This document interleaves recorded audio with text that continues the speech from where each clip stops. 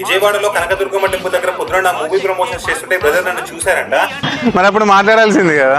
నాకు ఐడియా లేదు మీరు. అచ్చా అచ్చా మార్నింగ్ నన్ను చూసారు కానీ నేను ఎవరో తెలియదు అనమాట. తెలియదు నేను. ఓ ఇది కొంచెం డిఫరెంట్. యాక్చువల్ చాలా మంది గుర్తుపడుతుంటారు, ఇన్స్టాగ్రామ్ లో రీల్స్ పెడుతుంటా.